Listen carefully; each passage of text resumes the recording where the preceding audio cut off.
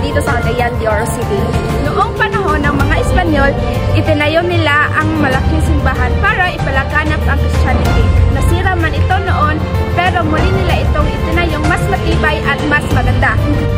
Alam niyo ba kung bakit ito tinawag na St. Agustin? Pinangalan nito kay St. Agustin of Hippo, isang banal na pari na kilala sa kanyang talino at malalim na pananampalataya. Ang unang pari dito ay matapang na naglingkod at nag-alay ng buhay para protektahan ang mga tao at simbahan. Gayun ba man, ang kanyang sakripisyo ay naging simbolo ng pananampalataya at tapang ng mga mamamayan.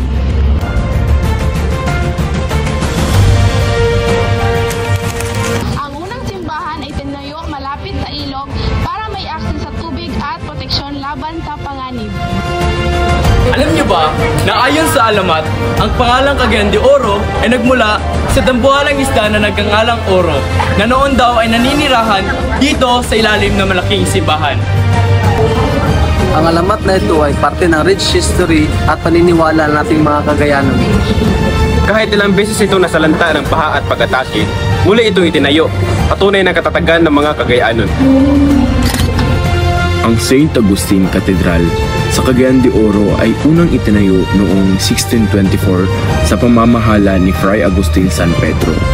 Ang kasalukuyang neo-Gothic na istruktura ay sinimulan noong 1950s matapos masira ang ilang nakaraang gusali dahil sa pag-atake at sunog sa kasaysayan. Mula sa bambo at kahoy, ngayon ay gawa na ito sa bato at konkreto kaya tumatagal na ito hanggang ngayon. Mula noon hanggang ngayon, ang St. Agustin Cathedral ay nanatiling puso ng pananampalataya, kultura at kasaysayan ng Cagayan de Oro. Bawat bato at haligi ay may kwento ng sakripisyo, pagbangon at pag-asa.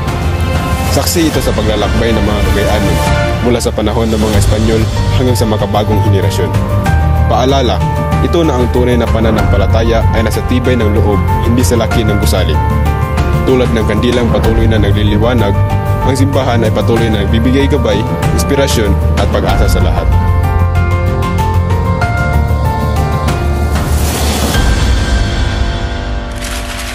Kaya tuwing dadaan tayo rito, alalahanin natin, hindi lang ito isang gusali, kundi paalala ng ating pananampalataya, kultura at pagkakaiba ng mga Cagayanon. Dagdagan natin ang ating kaalaman. Ito ang St. Agustin Cathedral, Puso ng pananampalataya at ilaw ng pag-asa. buhay ng palataya. Dito sa Cagayan de Oro City.